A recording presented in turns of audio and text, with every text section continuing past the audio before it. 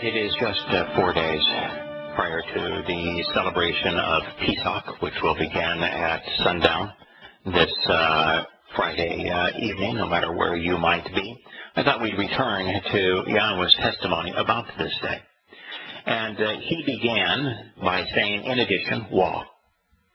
Yahowah spoke, Amar, promised, provided answers, as God to Moshe, the one who draws out, and to Aaron, which means source of enlightened free will, in the realm of the crucible of Egypt, Mitzrayim, for the purpose of saying, and we'll consider what he said here in a moment. There's a lot of information already passed along to us just in the words that so many people would read right through. Isn't there? Yes, sir. And the more carefully you study it, the deeper it gets, deeper and deeper and deeper. That's the beauty of the whole thing. Right. You know, just even the Wah, the first letter that is the conjunction. It's a letter that is in Yahowah's name, and it's a letter that, if you understand it in the mentality, from the perspective of those that it was first used to communicate to, that at that time the only shelters for these people were tents, and that provided their home. And so the tent peg was the thing that was most responsible for securing the tent and for enlarging it and to make it safe for the family. And the Hebrew Wah, drawn in the shape of a tent peg, also means to increase, in addition, to empower, to protect. Most important thing you did was get the peg in there good. And yes. Camping, you know that. Yeah, if you've camped or if you've watched in person or just in movies, the setup of the great big tents for the circuses when they come to town. You know, they'll take 2 or 3 strong men per tent peg. And the tent pegs are giant steel rods, and with massive sledgehammers. The first thing they'll do is pound these tent pegs into the ground. You know, when I was a kid, they used to come to towns, all the Barnum and Bailey circuses. Sometimes they'd have a smaller group that hit the small towns, but they were quite impressive just to watch. We would all go out and watch. Yeah. And so that's the first letter and the first word, followed by Yahowah's name. And it is a shame that I would say that somewhere in less than 1 in a million people know God's name, even though he revealed it to us 7,000 times in his Torah, prophets, and Psalms. And fewer than that, fewer than 1 in a million, understand how the letters that are used in his name convey to us who he is and what he wants. But it's all there. Absolutely. You know, it begins, the first letter? Oh, I'm sorry. You want me to do that? Yeah, sure. Let's do it. I mean, it's Yahowah, and of course the first letter being the Yah, or the Yod, and that's the hand reaching down to with an open hand to lift us up. That's a kind gesture, a loving gesture, not a closed fist, as we often mention. Parental gesture. It's a parental gesture of that's how a father lifts up their children. So they, you know, if you want your child to be able to walk with you, initially you have to lift them up. And hold a hand. Right. Now, about this letter, when when I know that Christians despise the Sermon on the Mount, they pay no attention to it whatsoever, because every statement of the Sermon on the Mount destroys their very religion, which they claim is based upon this very guy that destroyed every aspect of the religion in his first public declaration. But in the Sermon on the Mount, Yahowah spoke specifically of one letter, and then generally of the strokes that comprise the other letter. What one letter do you suppose that he mentioned in the Sermon on the Mount that said, you know, this letter shall continue to exist and convey information and be valid for as long as the heavens and earth exist?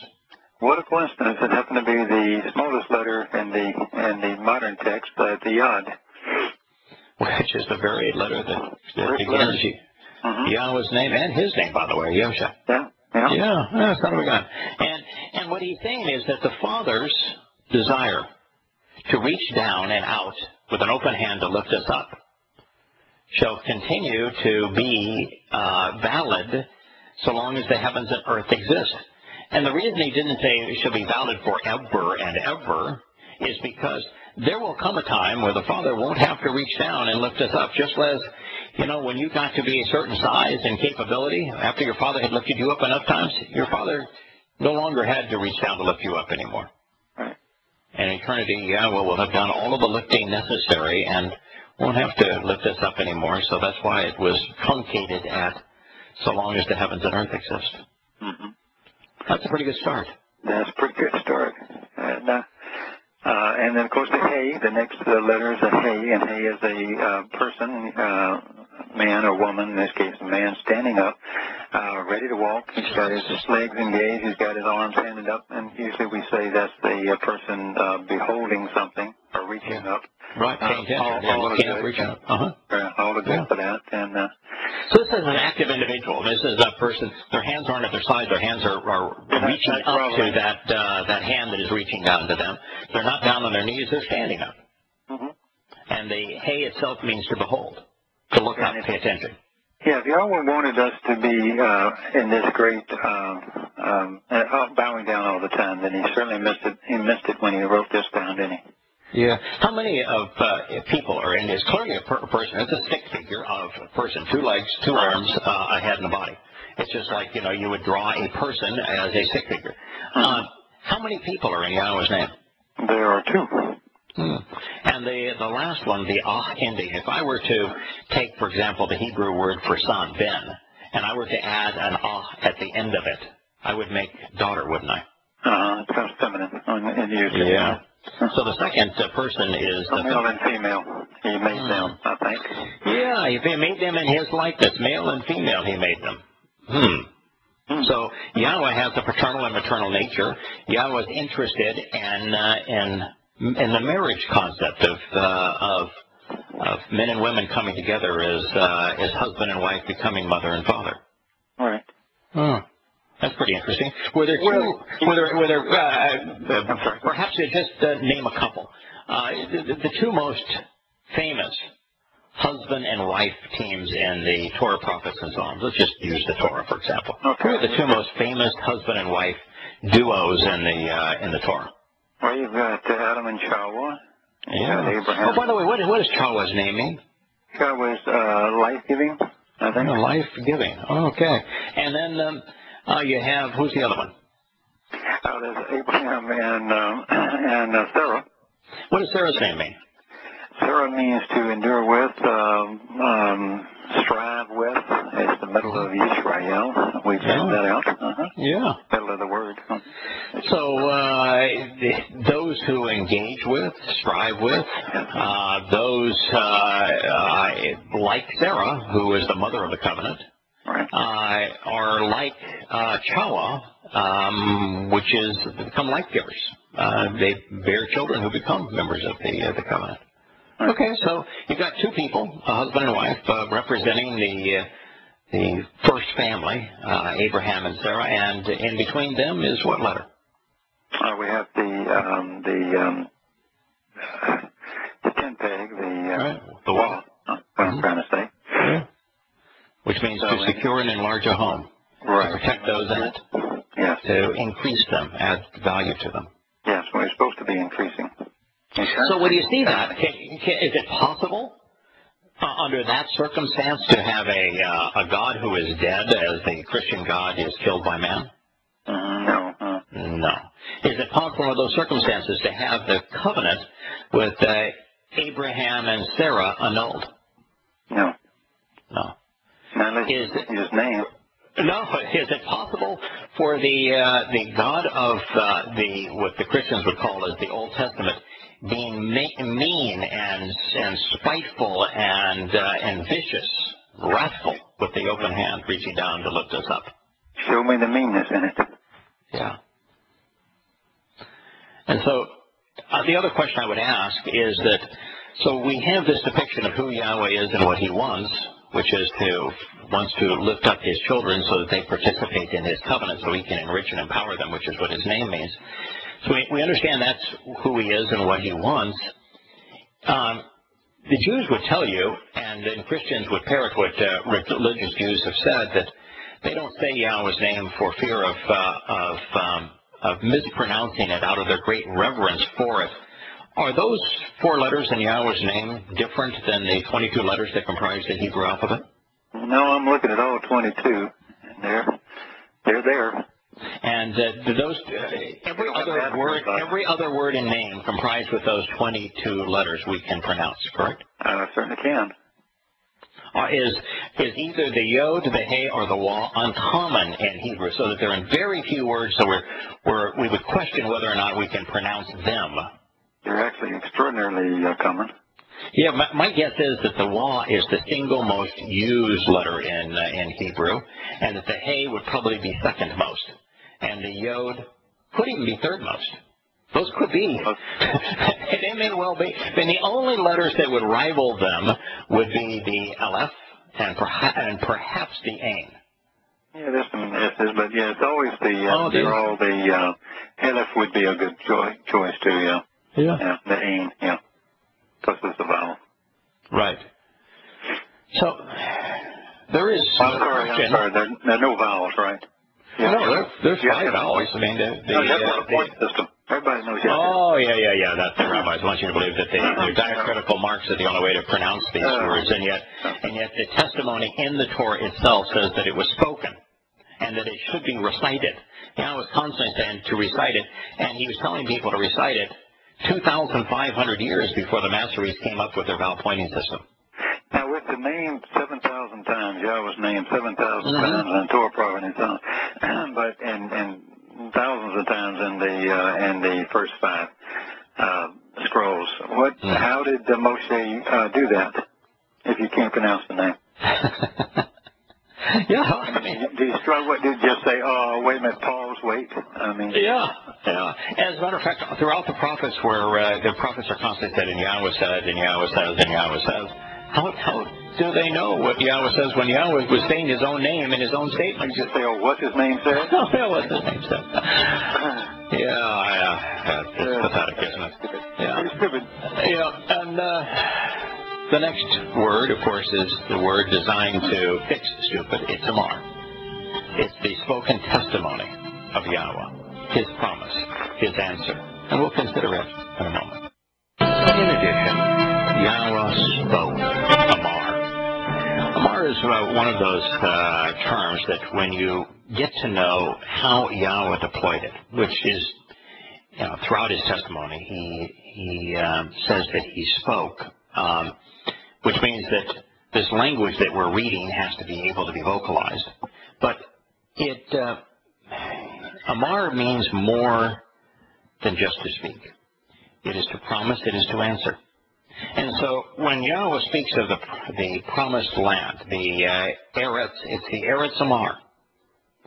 And that certainly defines the purpose of the place. To be with Yahweh in the promised land is to be immersed in Yahweh's speech, his answers, his promises, because it's the Eretz land of Amar, of his declarations, promises, and answers.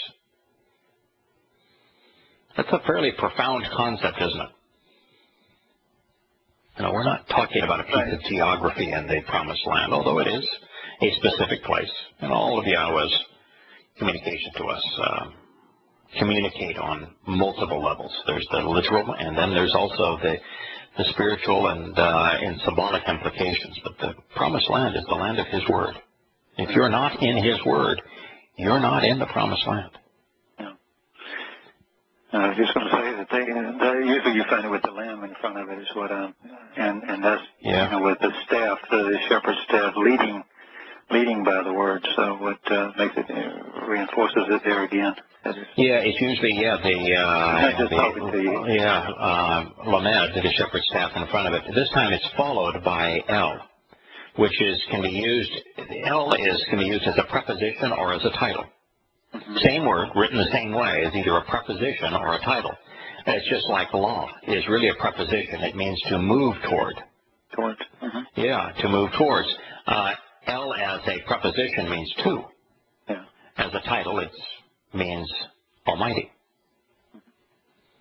And so here again, Amar is modified by the preposition, and we spoke about the Aleph being one of the more popular letters in Hebrew. It's the first letter of the Hebrew alphabet. That's why it's called alphabet, as the Aleph is the first letter of the Hebrew alphabet, and the Hebrew alphabet was the first alphabet created by humankind, used by humankind. I think it was actually created by God.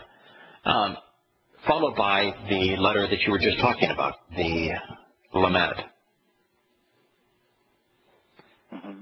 A powerful combination of things, isn't it? Isn't the Aleph the ram's horn? Yes. Now I did. Let me post something out too, because Dan was doing some stuff on that, and I talked with Dan. He knows more about these letters than I do. But and he was talking about.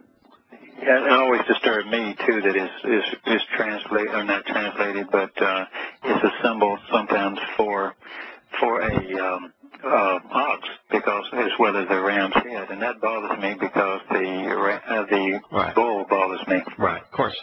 Well, then I thought about it, and I teach fundamentals of art and drawing and painting, and one of the things that I would teach you if you were doing a cow or a bull, as you draw that with squares, because they have a square face.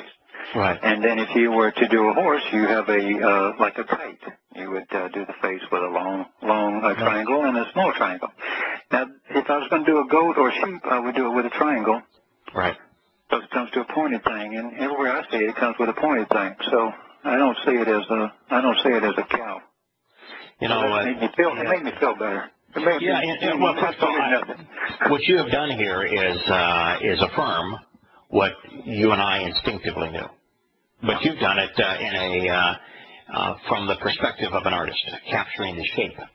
I knew that there was no chance that the LF communicated ox, and yet you see that somebody came up with that idea, and it's been parroted 1,000 times on 1,000 different sites. And yet you look at it, it's clearly a ram's head. That's what it's depicting. And a ram's head is consistent with Yahowah. The ox would be inconsistent with Yahowah.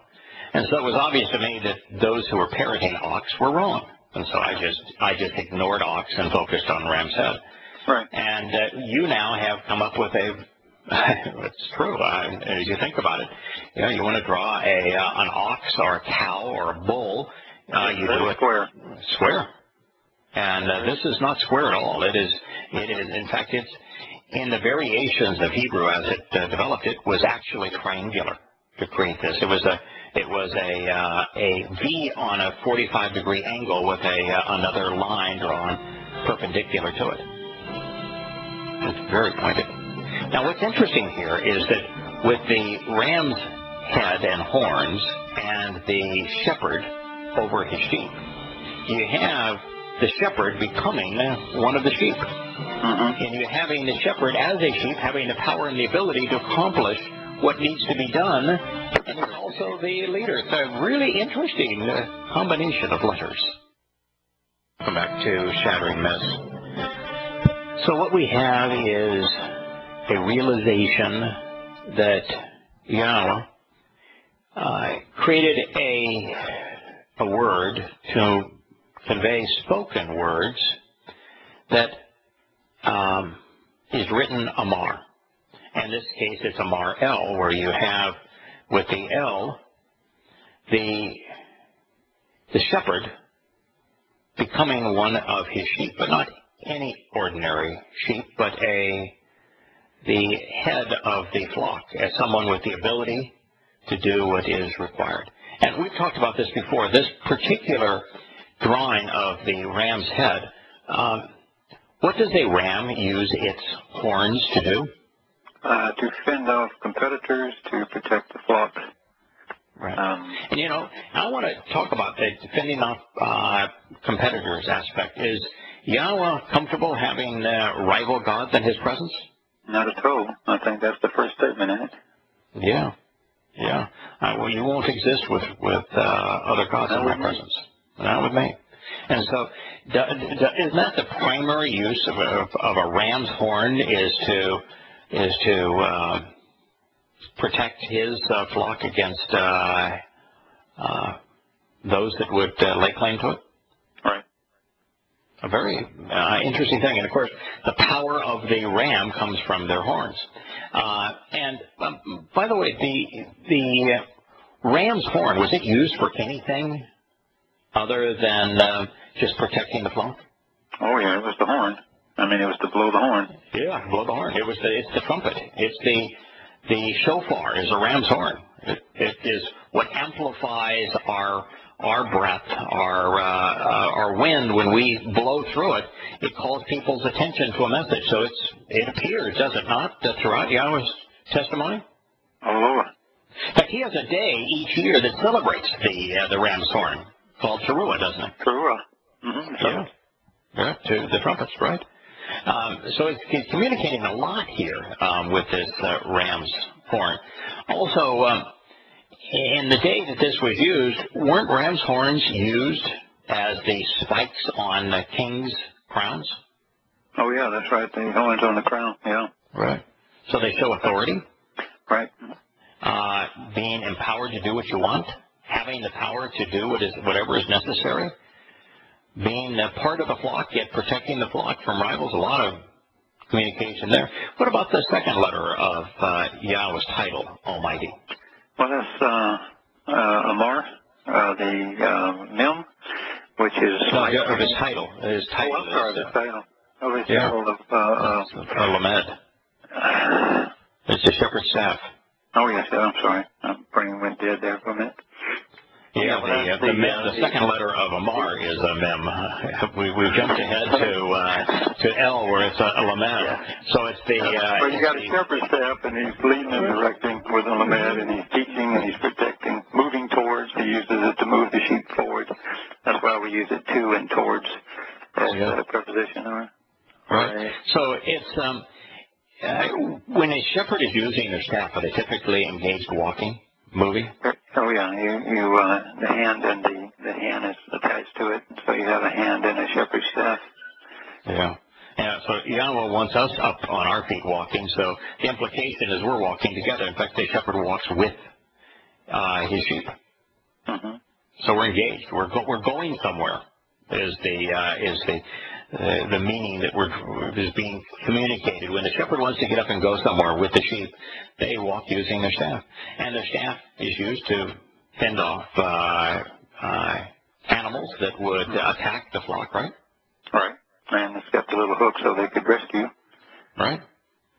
So a lot of communication here. So this is not only the shepherd over the flock, and so we are very often associated with, and metaphorically, sheep and Yahweh's flock, and he is the shepherd of his flock, of his family. But he's also one of us, as the ram. Ram is a male sheep. Mm-hmm. So it's a very interesting portrait of who the Almighty is by the letters that comprise the Hebrew word for God, El. And the proposition here is when El is not a title, God, it means to. Mm-hmm. So we're walking to God, right? Yes. And God is walking toward us. Mm-hmm. Even better. Yeah. Both are good. Okay, so Amar spoke this word that is represents Yahweh speaking to us, Yahweh communicating with us, providing promises and answers.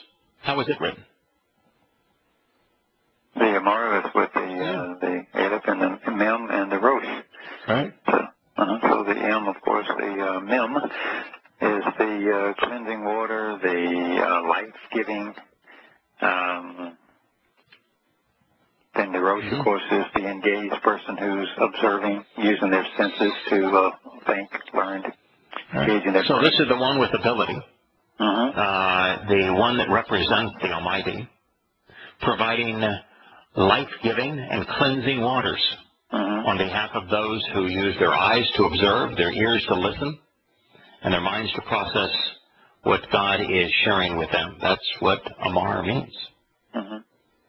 So you can listen to it, you can read it with your eyes, And if you are observant in this way, then the shepherd, and the ram, the leader of the flock, the sacrificial lamb, if you want to look at Yahusha, will cleanse you and give you life. Yep. That's what the word to communicate Amar, spoken word, means. And he spoke to a fellow named Moshe. It's really, if we were to transliterate it correctly, and it's been corrupted because the ending at the end of letters is in Yahowah's name, and the rabbi sought to use the Shoah system. It's now even corrupted to Sheva system, to change the pronunciation of the three letters in Yahowah's name. And so it became Moshe. It's really from the verb masha. Masha means to draw out, doesn't it? Absolutely. Three letters in Moshe's or Masha's name. Right. You have the mill, of course. That's once again the cleansing waters, the life-giving part. Is also we think of it as, I always think of it as the spirit, Right. Ruach Kodesh. And then of course we have the SH sound, which comes from the teeth, which is nourishing, and what am I trying to shin? Nourishing words. Nourishing words, and of course they're all directed at a particular person who happens to be standing up, reaching up, and engaged to be able to walk. Moshe, to draw out of the living, cleansing, life-giving waters, based upon the word, the nourishing word, and its influence on those who are paying attention, looking up, reaching up, engaged, beholding what God has to say. He's the one who draws us out. And he always draws out with words. Yahowah always leads with words. He does. It's not a coercion. This is not, you cannot get, I know it's a broken record, but you can't get lowered in kingships and all that kind of stuff that we think of, and power. And when Paul said something like, obey your masters, I mean, this is not it. That ain't the concept. No, Yahowah didn't gain his position by fighting battles and political maneuvering. No. He wasn't chosen for this role in some political contest. He simply spoke his universe into existence. I was watching a program on the universe and how scientists were so excited, that they had proven false Hoyle's concept of a steady-state universe, which was held by about 99% of scientists, and 99% of scientists then flipped on Hoyle and sided with Hubble and others on the idea that the universe was expanding and therefore it had a creation, and they had become creationists. They didn't, of course, say, oh, wow, we've been wrong all the time and God's been right all the time. They're too braggadocious for that. But in effect, they came to that realization, and Yahowah said he simply spoke the universe into existence. And he spoke the covenant into existence. He spoke the Torah into existence. His diminished manifestation here in our world was his word represented in our dimensions. So he spoke to Aharon, which means enlightened free will in the realm. And this is Ba-ha-Eretz. And Eretz is the land of the crucible of Egypt. Now, Mitzrayim. The term Egypt is actually a transliteration of the Greek word for the place. In Hebrew, what was called by the Egyptians the Black Land. Yahowah calls it not the Black Land for what the term the Egyptians chose for it. He certainly didn't choose the term the Greeks chose for it. As a matter of fact, this was given to Moshe before Greece was a significant influence on the world. But he calls it Mitzrayim, which is the plural of Mitzrah. And Mitzrah means crucible. So this is crucibles. Now, why would he name a place crucibles? Well, it's where they separate the good from the bad when you melt metals, and it's by fire, and it's place of testing too, right? Yeah, test, yeah. Yeah, testing, and the good is separated from the bad, and the bad is ultimately consumed and tossed away, and the good is held as extraordinarily valuable, and the fire of a crucible represents judgment in the sense of that which is worthless is burned up and consumed. Yeah, so it's the fire of the crucible would be the judgment of God. You know, he's not going to judge his children, but he's certainly not going to judge those who led people away from his family. So it's crucibles. I suspect that it's crucibles plural. And, you know, you have to think your way through some of these things. And fortunately, God really provides a very good answer. When he's describing what Mitzrayim represents, he does so in his book to the Gentiles in Jeremiah, which is a book that was written almost exclusively to attack, to expose and condemn religion and political schemes and military schemes is why Jeremiah was written. It is a very anti-religious, very anti-political book. And in it, Yahowah takes the time to describe why he used crucibles of Mitzrayim, and he speaks specifically of religion and politics. And so it's the crucibles of religion and politics, of man's institutions that he is taking us away from. He even speaks of it as a militaristic culture, and he speaks of money grubbing. So he even brings in economic schemes in the military into his definition of crucibles in Jeremiah. So Yahowah is speaking to Moshe and to Aaron in the realm of the crucibles of Egypt, in the place where he has described, and if you want to know what he's talking about here, you should know that he didn't use Egypt. You can't transliterate Mitzrayim as Egypt. You can describe it as the place that we now know as Egypt, but you have to render the words as the words are written. And Mitzrayim is crucibles. And so it's the crucibles, a place now we associate with Egypt, for the purpose of saying. Now, there's a real difference if you just change Mitzrayim to Egypt. But since it doesn't say Egypt, what do you lose when you translate Mitzrayim, which does not mean Egypt, it means crucibles, to Egypt? Just about everything. Yeah, in fact, what's the point? Is Yahowah trying to draw us out of Egypt, or is he trying to draw us out of the crucibles of human political and religious oppression? Obviously, it's the latter. Right. And so when you render it Egypt and you forego the meaning crucibles, you don't know what Yahowah is trying to draw us away from. And matter of fact, you might even miss the instruction where he provides the answer, should you have missed it otherwise, in Jeremiah, where he speaks about what Mitzrayim, these crucibles, represent. Yeah, you can't connect the dots. It's kind of like being a reporter in America today. Yeah. You just change everything.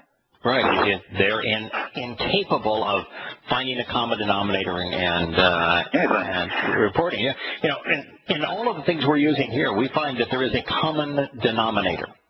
Yahowah's nature, his purpose, that's the common denominator in all of this. And second to that common denominator are the letters that comprise his words, because the words are the common denominator in conveying who Yahowah is and what his purpose, and the common denominator in the words is these 22 letters, all of which depict deep meaning. Ideas. Yeah. Yeah. I went all the way through the 5th verse, and there are words in here that I'd never dreamed had as much meaning. They look like rather ordinary things, like LaCroix and so forth. And so hopefully, if we get a chance, maybe tomorrow we will continue. Because some of them just seem like that doesn't mean much, and you break down the letters and say, my gosh, that's just a wealth of information right with that, which I wasn't expecting to find in those words.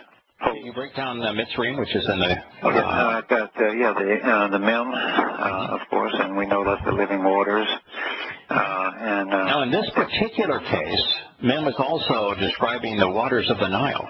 So so in this particular case, the land of Mitzrayim is the land of the Nile. Yeah, and that would be most appropriate. And then the second one, I think, is the tall, and the tall is the sign and the upright pole as well. But yeah, and by the way, you know, when you're talking about the sign and the upright pole, it's the basis of Zion is right. what this is, which in Zion means signpost along the way. The letter's actually named after a sign along the way. Did Yahowah provide a sign in Mitzrayim, in this land along the Nile, that might be usable for those of us who want to know which way to go? Well, he put well, I'm not sure what you're asking there. Well, there's 10 signs that Yahowah provided in connection with this story. I mean, if you want to find Yahowah, he put a signpost right there alongside the Nile. And the signpost is that he does not want his children enslaved, that he wants you to release his children and provide them with liberty, and that he wants to draw his children away from human religious and political oppression to the promised land. And that Yahowah is going to personally engage to see that that happens, and he's going to walk with his children out of and take them away from political and religious institutions into his promised land and protect them along the way. And that even the most powerful country on earth is no match for Yahowah. Isn't that the sign that he planted firmly along the Nile? No, when you said that, I was thinking, you know, Solomon went back and put a sign there. Oh, yeah, he did. Solomon marked the on the Weba Beach, which is, on the Gulf of Aqaba arm of the Red Sea, where the crossing took place. Yes, and he did part the waters, the living waters, as the pathway to life for his children, and then he drowned the Egyptians in them. You know, waters can provide life. They can also suck out life, can't they? It's called a flood. Yeah. So you see both sides of Mem in that regard. So Yahowah made a signpost that this is the direction. And it was away from religion and politics. It was away from militarism. It was away from corrupt economic schemes. It was away from slavery. It was to life and his family with him leading. There's a sign as big as Egypt itself. Yeah, can't miss it. Right there beside the waters of the Nile. And that's the first two letters in Mitzrayim. Wow. Yeah, there's a lot to be said. You know, we're going to return to this, Kirk, and I hope that you can join us tomorrow. Let's return to this. We're going to look right into the details of these letters to learn everything we can from God's testimony. May God bless you all.